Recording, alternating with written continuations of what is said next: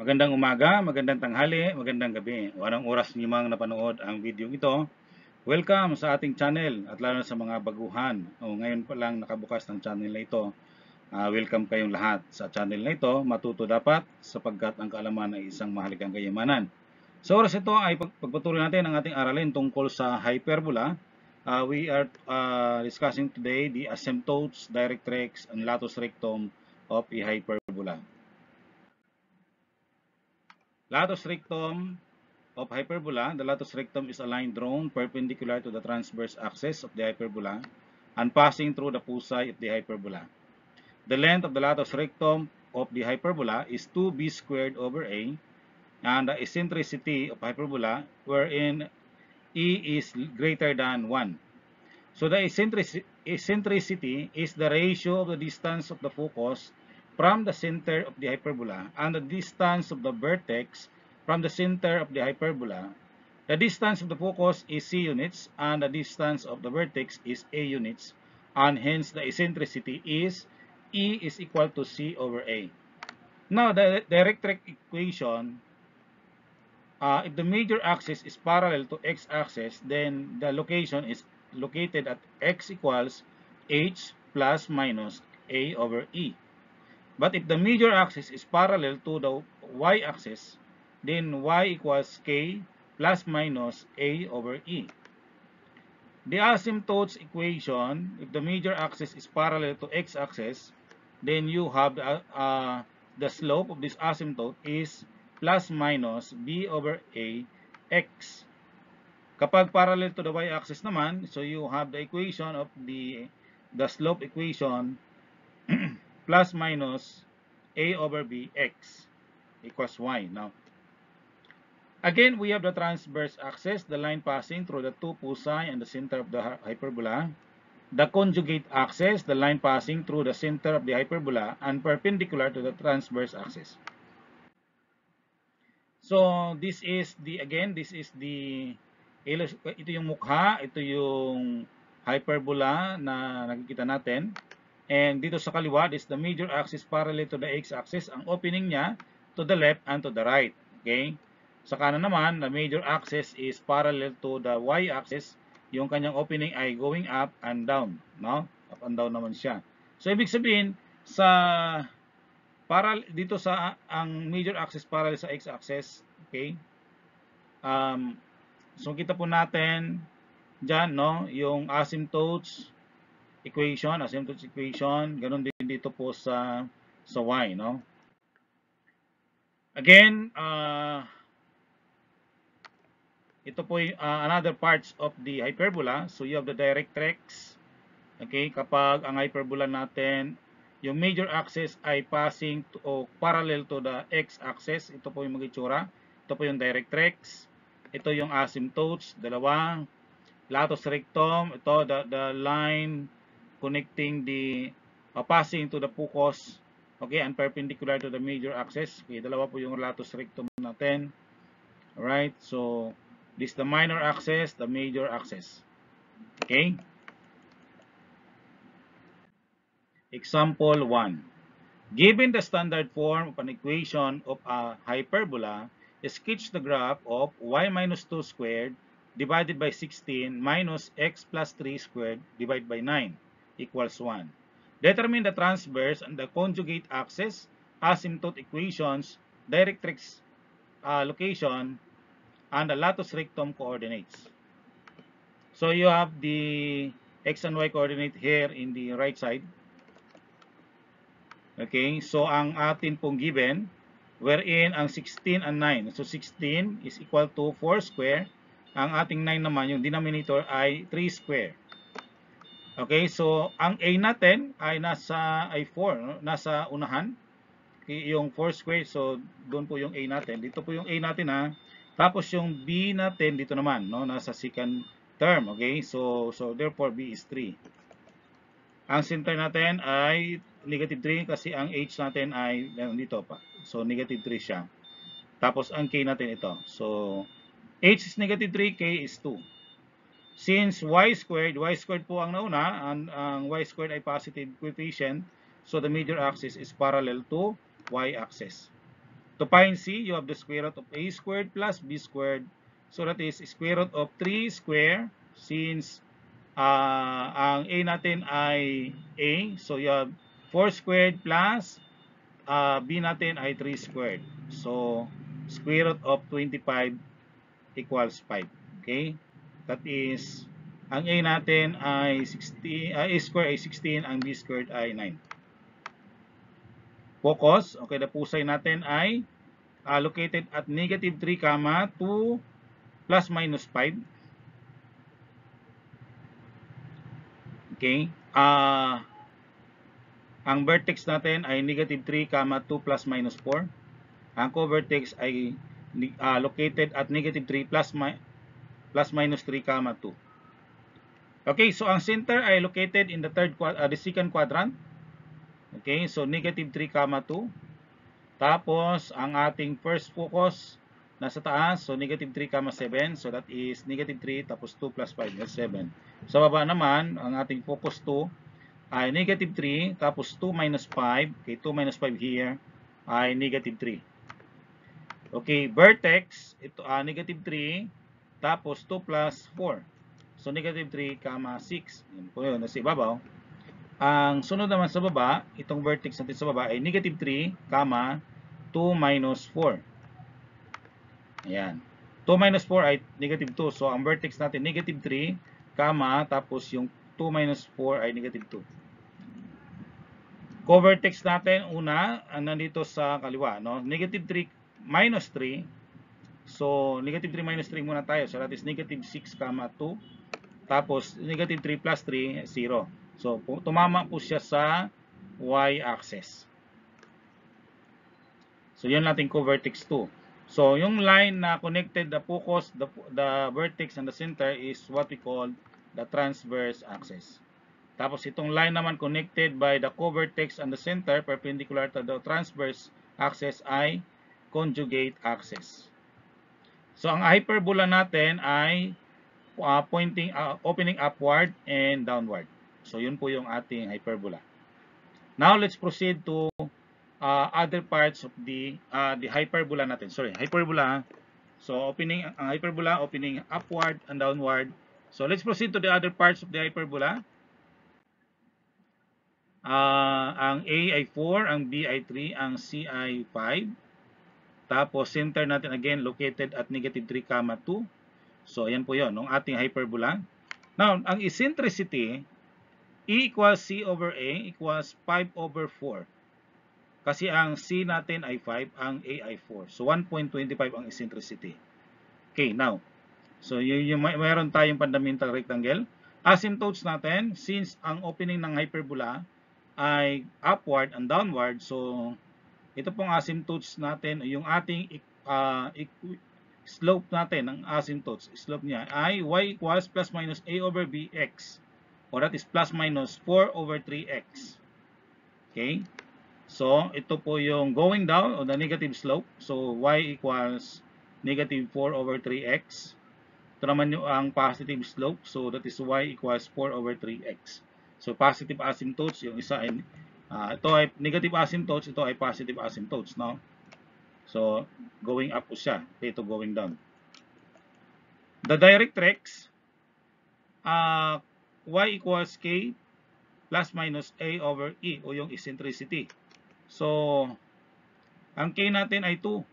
Tapos, ang atin pong 4 over 1.25, that is 3.2. So, 5.2 po ang ating directrix, 5.2. Sa baba naman ay negative 1.2.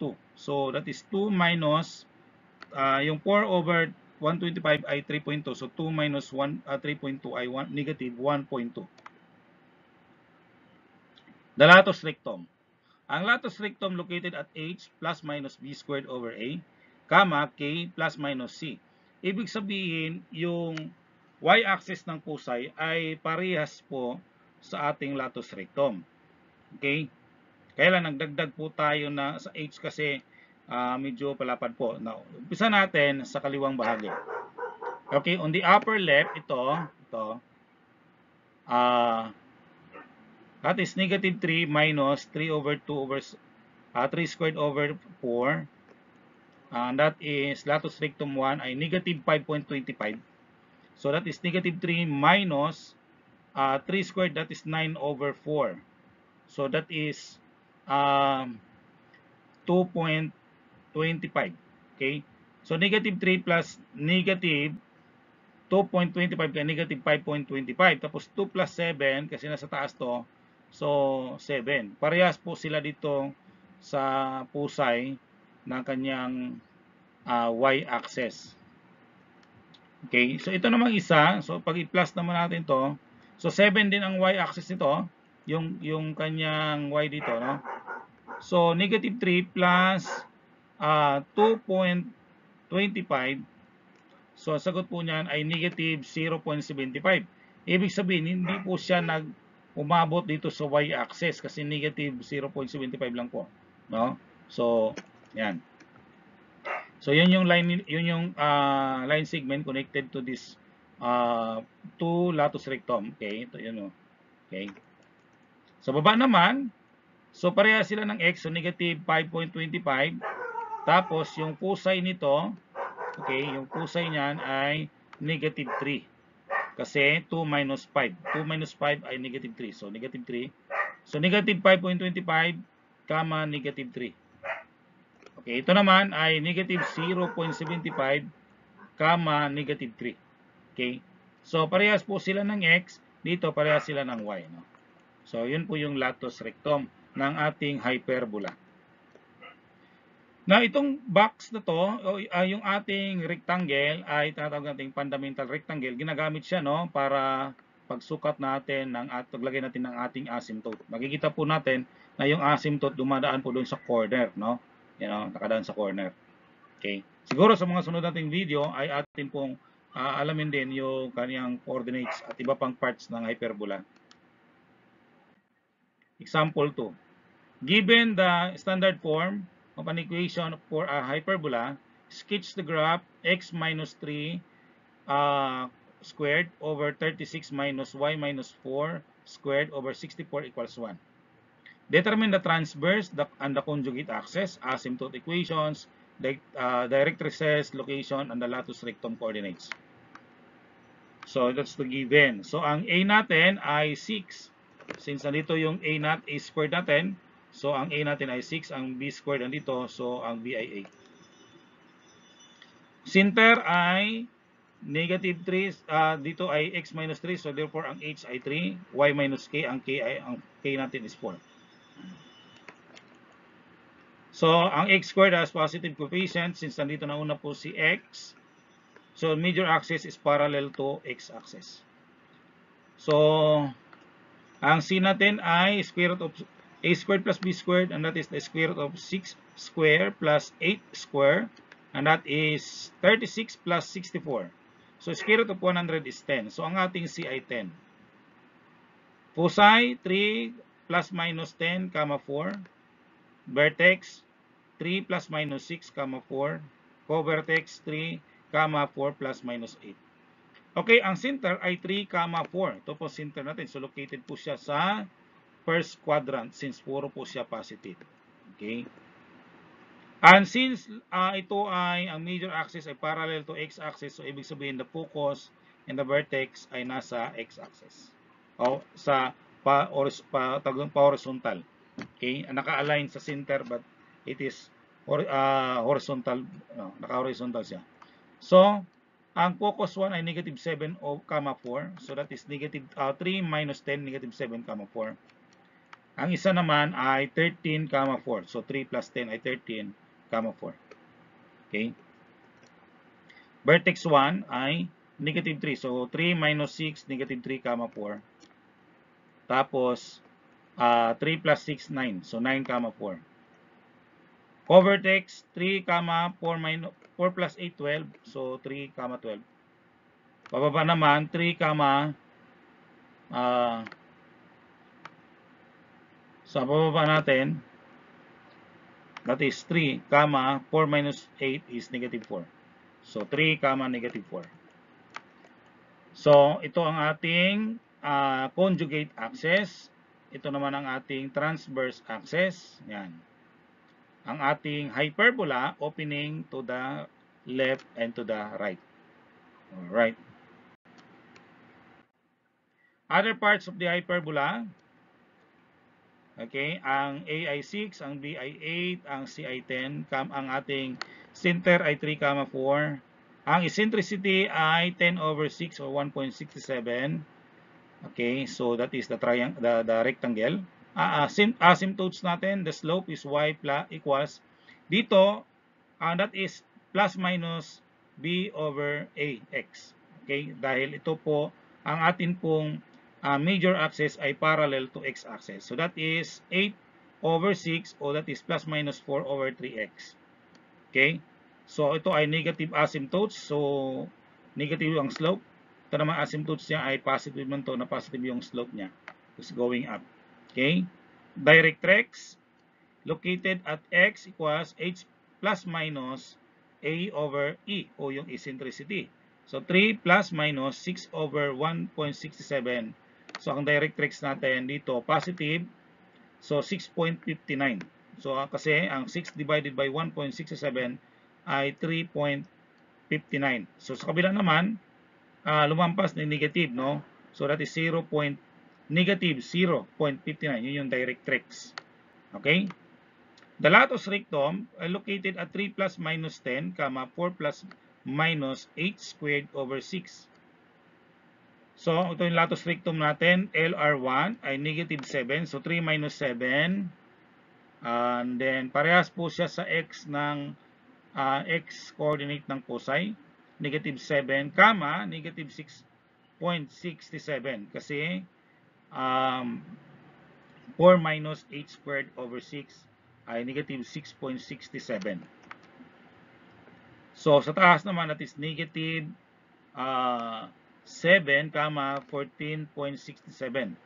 Okay? Dahil 10.67 yung ano natin, no? So, 10.67 plus 4, that is 14.67. So, ito yung latus rectum sa kaliwa.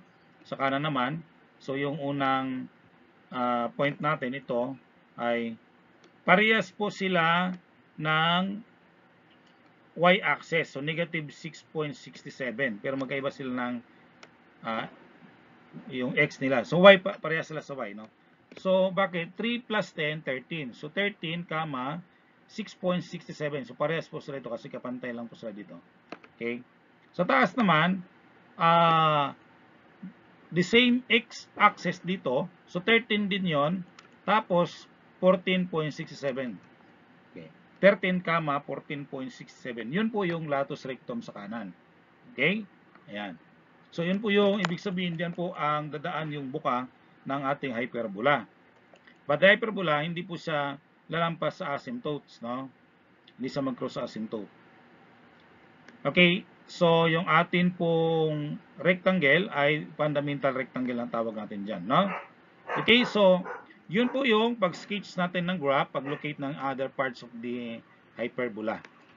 Alright, so this is your activity. I hope you learned from this video, no? So try to answer. Dahan-dahan lang, pwedeng balikan nyo yung video habang ginagawa nyo rin ang pagsagot dito. So maraming salamat sa inyong panonood. May natutunan kayo sa video ito. Pagpalain kayo ng Panginoong Diyos.